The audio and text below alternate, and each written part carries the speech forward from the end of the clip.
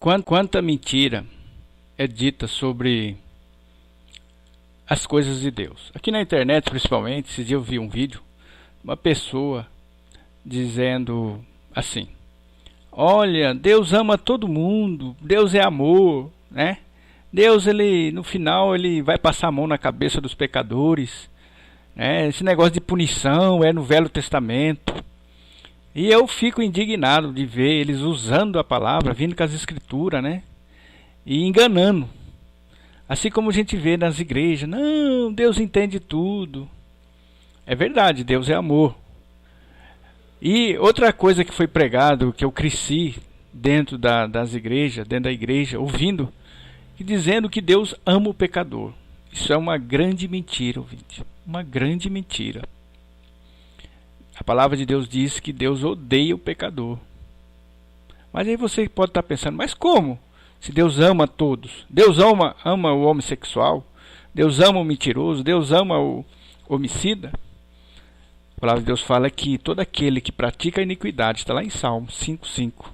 E odeias todo o que pratica a iniquidade.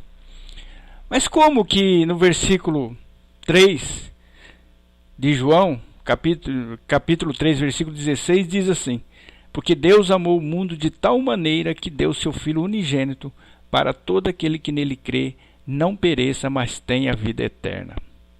Então eles pegam esses textos aqui e distorcem, como o texto lá de Coríntios. Porque Deus reconciliou pelo seu Filho o mundo, né?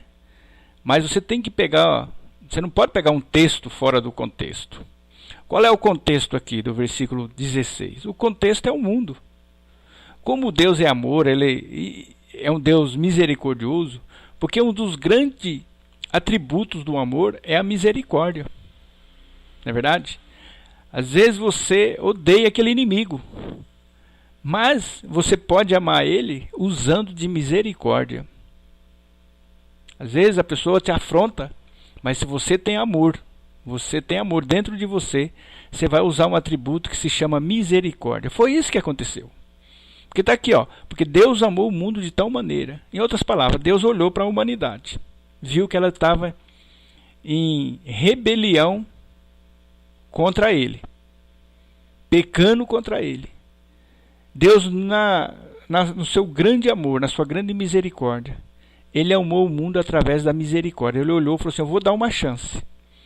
Como é isso? Aí ele, no versículo 17, ele explica, ele diz: porque Deus enviou o seu Filho ao mundo, não para que condenasse o mundo, mas para que o mundo fosse salvo por ele. Versículo 18. Quem crê nele não é condenado. Quer dizer, o mundo estava condenado por ele, por Deus. Mas quem não crê já está condenado, porquanto não crê no unigênito Filho de Deus. Aí vai falando para aquelas pessoas que estão debaixo da ira, que não quer. E a condenação é esta: que a luz veio ao mundo, e os homens amaram mais as trevas do que a luz, porque as suas obras eram más. Está vendo? E aqui no versículo 36 do capítulo 3, diz aqui, ó: aquele que crê no Filho tem a vida eterna, mas aquele que não crê no Filho não verá a vida, mas a ira de Deus sobre ele permanece. Vocês estão entendendo?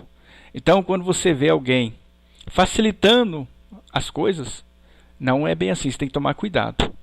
Porque todo aquele que não obedece, que não aceita, é como se eu tivesse preso numa masmorra, uma sentença de morte na minha vida, e alguém aparecesse para pagar, tivesse eu com mais 100 pessoas, e aparecesse alguém, e esse alguém perguntasse: quem quer se livrar da morte? Só ia se livrar da morte aquele que quisesse que aquela pessoa pagasse a dívida. É assim que Deus amou o mundo. Então, amar o mundo, quando Deus fala que amou o mundo, nenhuma palavra das Escrituras fala que Deus ama os pecadores. Pelo contrário. Quando ele encerrou todo o mundo inteiro, ele olhou para a miséria nossa. E aí ele se condoeu, ele exerceu amor. Mas aquele que quer participar do amor de Deus tem que querer.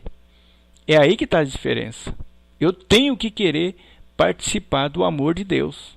Se eu quiser que o amor dele venha sobre mim, eu tenho que aceitar. Mas se eu não quiser, a ira de Deus, permanece sobre aquele que rejeita. Por isso que a palavra de Deus diz: como escaparemos nós se rejeitarmos tão grande salvação? E as pessoas não entendem. As pessoas acham que pode continuar pecando, que pode continuar afrontando Deus e não vai lhe acontecer nada.